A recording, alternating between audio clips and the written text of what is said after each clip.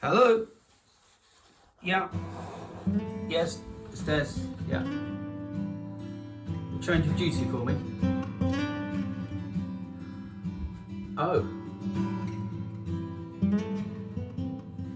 Right. Redundant. Okay. Alright, well, so no job, no money. But, okay, there's nothing I can do about that. If the job's gone, the job's gone. Okay, cheerio. Have a nice day.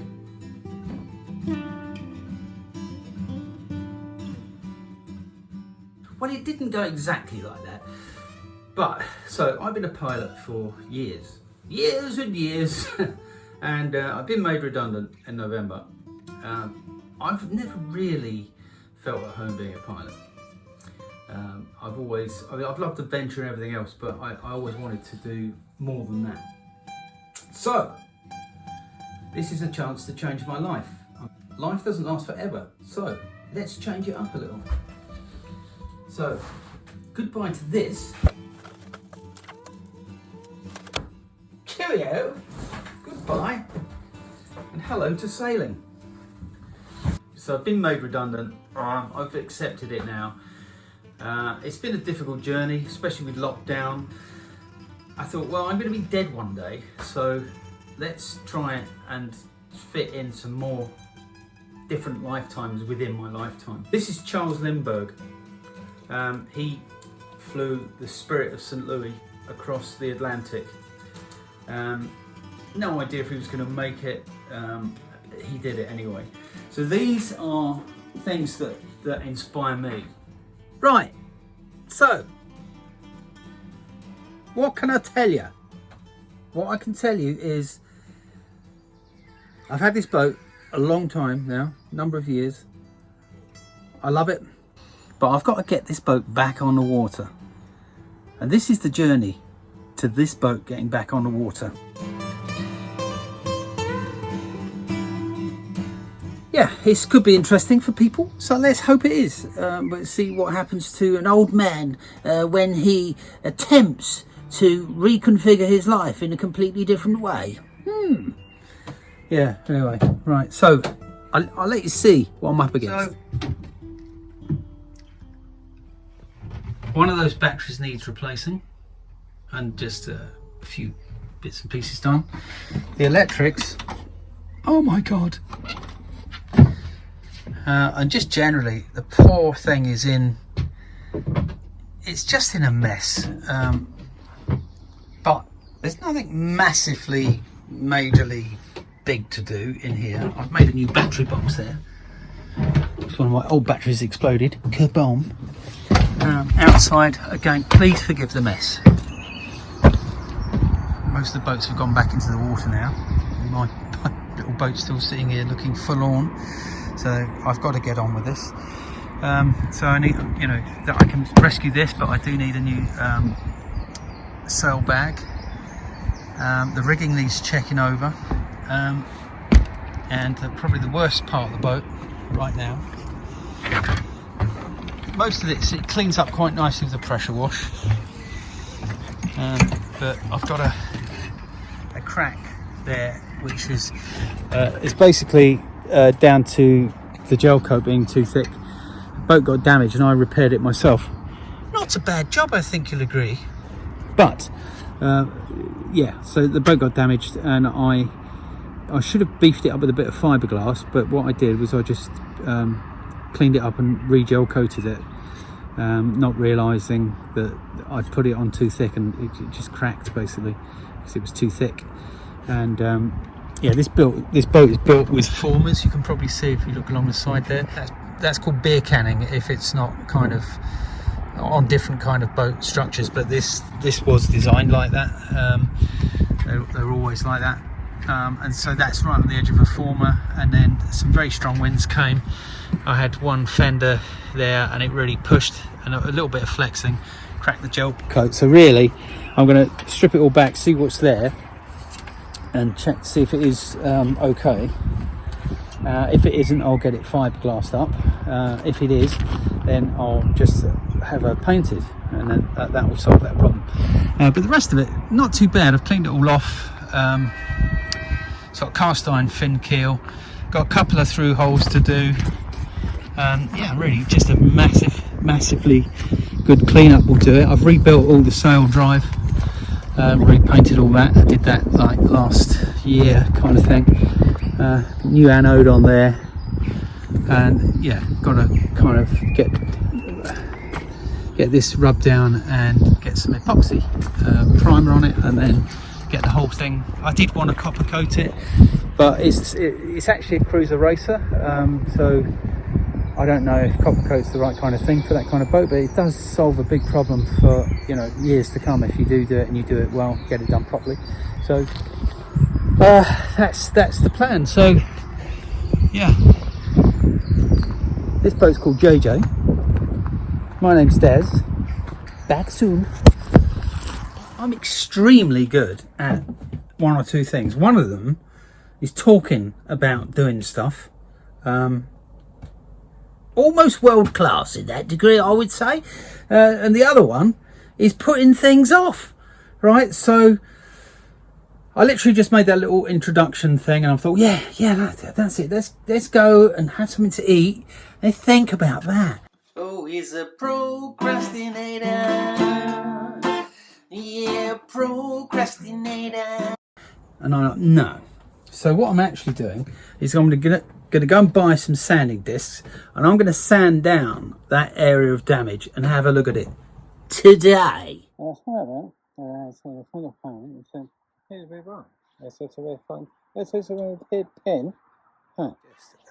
so I've had a go at that with 80 grit, which is just tickling it.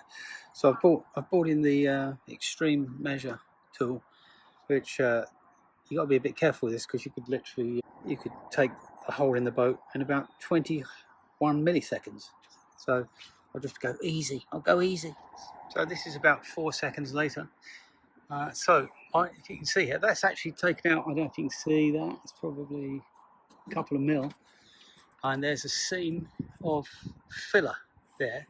So this boat has been hit here in the past, and rather than fiberglass it, they've just put filler in it and painted it, which is why it cracked. So I'm going to have to grind that right back, sort of a big area, and do some proper fiberglassing, which makes me happy, because yeah, even with the fenders that shouldn't have cracked. So there's not too much I can do to that now without a grinder. So I need to go home, get a grinder. May come back today, maybe tomorrow. See how that pans out when I get home. But yeah, I'm going to grind that right back, order some fiberglass, and do a really good, strong, proper repair, because I've looked inside and it looks pretty good. So I think this is just literally flexing on this outer skin. Yeah, so that's what I'm going to do, and that should be really good, actually. It's a close-up. So it said it is foam core. If you look, I've ground it out to about that depth.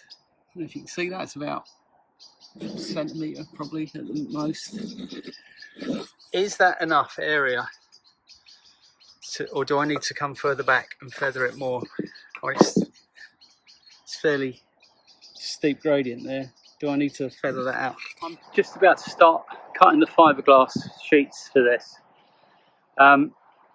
Is it better to do a big one first and then progressively smaller coming out, or the other way round, small to start with and then big ones on top of that?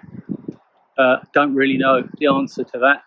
So yeah, on the first coat of fiberglass, I'm just going to let that set, which won't take long, and then I'll just grind it off again, because there was quite deep cavities there to fill with the glass where it went onto the foam. And now I've got myself a nice kind of good surface to work with. Once I grind that off, that'll be like completely flat, and then I can start to build it up to make a nice sort of finished job of it. That's the plan. So yeah, it's going all right. The first time I did it, I think I'm putting too much hardener as well, because it's a hot day, and it went off within 5 minutes, maybe 10. and within an hour it was completely solid. So I think for a better cure, you want it slower than that, don't you? So, but that's good. So I've filled all that void where the packing was missing, really. So that's just not solid glass in there now. I'll grind that off again just to key it, and then I'll start to build it out with the bigger and bigger layers to bond her all together. But I think it's going all right. That's what we think. Not that I really know. I made it a bit bigger, and that's it, done now. Ready for sanding. I'm not sure if I put enough hardener in the last slot, but there you go, we'll see. It should be all right. I'll leave it a day or two. Right, so I've marked it there. I mean, it's really good. I mean, I'm very happy with it. It's fantastic. But there, it's quite a low there. This is high, but just around it, it's a little bit low. And with my car body filling experience from the past, I know that it's very easy to think something's low when in fact the surrounding bit's high. But I've got this, anyway, I've got this old sail band thing, and I've gone along and sort of contoured the boat. I can't really do it whilst I'm filming, but you can see there's quite a big low, and there is here. When they're not massive around here, but up there it's quite big. So the thing is, if I use fairing compound, if I sort of grind this back, this high spot here, and just use fairing compound over that, is that going to be okay? Or I don't really want to thin this out too much, because obviously this is what takes the beating. And if it starts to give at all, any fairing compound would just crack, wouldn't it? So I wanted to keep the fairing compound to a minimum. So do you think it's worth just trying to build it up around the outside with another layer and build that up a bit, and then just grind it all off, and then a thin fairing compound, is it called compound, but fairing material over the top? So repair progress, getting there, but that's where we're at. So that just, it's got a tiny low spot here and there, and yeah, that's pretty much done. If you look alongside, that's very nice. So you shouldn't be able to see that at all. So the only kind of dilemma I have at the moment is, obviously I did a gel coat repair here before, and some of that's bubbled up a bit. I'm trying to see the edge of that gel coat. Oh, it's all the way up to there. Okay, so I could probably look at some old footage as well to suss that out, but yeah, so what I really need to do is to get all that off, but it's quite a lot of work, so I don't know what I'm going to do with that. Right, so that's about JJ ready for primer. Looking pretty good, I think. So I'm going to prime there, and then down from there all the way down to out there. Paint that whole section, see how it goes, see if the gel coat lifts, or, you know, a bit of an experiment really. But fingers crossed. That's primer just gone on, it's still wet. It goes on really nice. That was 200 millilitres there. So 100 primer, 100 activator. That's nice. I'm very happy with that. So, very nice evening here. Really nice. But the sun was direct on the job, and so I put up a big tarpaulin and a big tarp like that to keep the direct sun off of the paint, which is better. Look at that. It's even better now.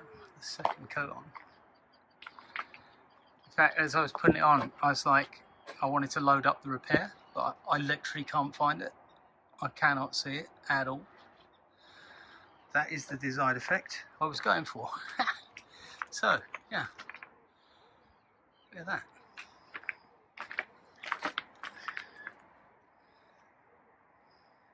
So this is the final coat of primer, so I'll leave that overnight to dry.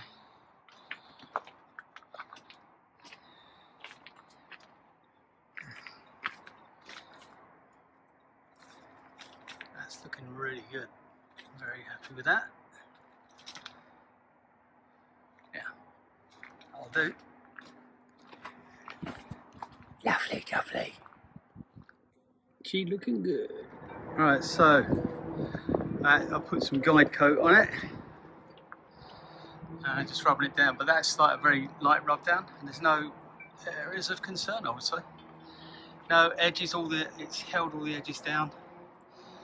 The only edges there are some edges where primer has built up slightly on the edge of the roll, but that's really good. So I've got 400 grit on there at the minute, and that's taken a long time. So just go up to the boat and see if I've got any 320, which will just make that look quicker. And I think I will just paint the whole side of this boat. It should do 6 square meters. That's one. To be fair, the boat is nine. What was it? I can't even remember how long my own boat is. 34 feet. So that's 10 meters, isn't it? Yeah. Okay. I don't know. Well, I can't find any 320 anywhere, so I'm going to use this 240 and see how that goes. Right. So yeah, I've done the.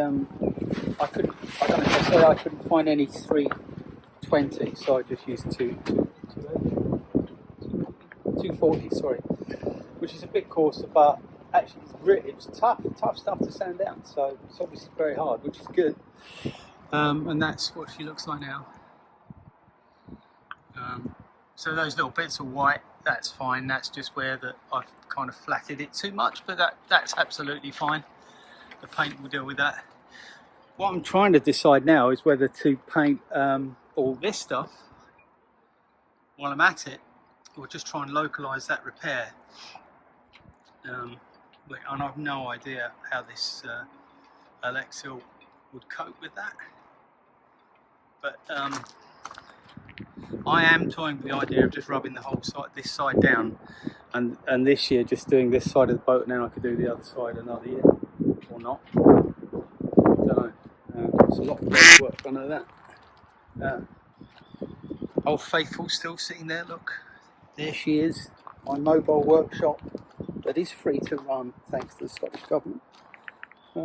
Yeah, this side though, I mean it's okay. I mean you could probably spot there's a slight discoloration there, but I really don't mind about that. It gets a lot of wear, that bit anyway, so I re-gel coated that, you can probably see. And I think somewhere around here there's a little bit of bubbling on the paintwork. Again, I mean, this is, we're talking, you know, this is a boat, not a French chest of drawers that need French polishing. So got to keep it in perspective. It's an old boat, it's going to get beaten up. Last time I put the boat back in the water, the first time I went back in, it got hit on the front. So I don't know.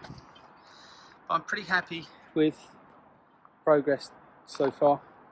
It's warm, which is good.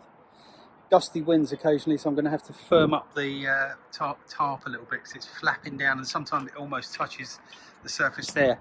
Now that would be a bummer if I just painted it. Anyway, on and up. So what I've decided to do, in my huge wisdom, is to I did a gel coat repair here, and the colour wasn't quite right. And actually, but now I've sanded it back, it looks great. But anyway, I'm going to just bring that Alexil round here, so that when I've painted it, I'll just blend that in here, and then I'll see if I can lose it across there. And if I can, that will be very good news for me. But yeah, that's what I'm doing. So the whole top bit that's only had one coat. That's where the hole was that I fixed. That's kind of finished. You can see it's kind of done. There's a few little patches to do, but I just so I do the whole side of the boat as soon as that is. So that's an epoxy primer that's gone. It doesn't have to be thick. It stabilises the surface, but I should be able to get one more coat onto that hopefully, and then that'll be that.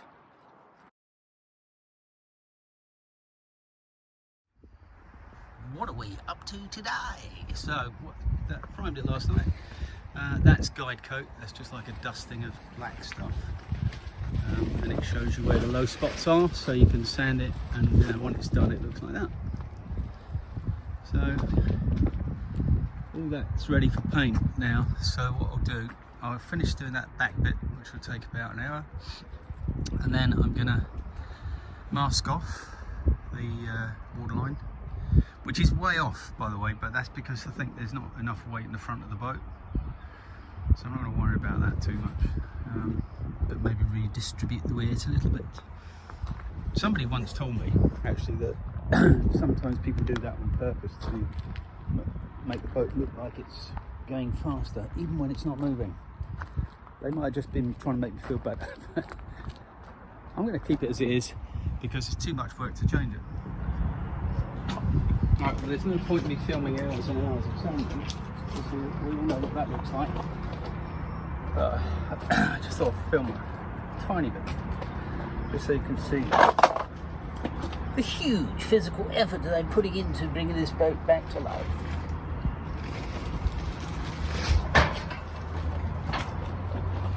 Okay. Now, a little bit of history on sanding. I don't know if you were aware that one of the main reasons people started sanding things was just to get rid of bumps. The bumps often are things that people don't want. Sometimes they do, sometimes they don't. But in this instance, these bumps aren't required. So the man attaches himself to this blue thing with a wire hanging out of it, and he moves it around, and it creates a lot of dust. It creates a lot of dust and it changes the colour of the surface. And this is the general effect that he's going for. He can't do it for long though, because he's quite tired now. I give him another 5, 4, 3, 2, 1.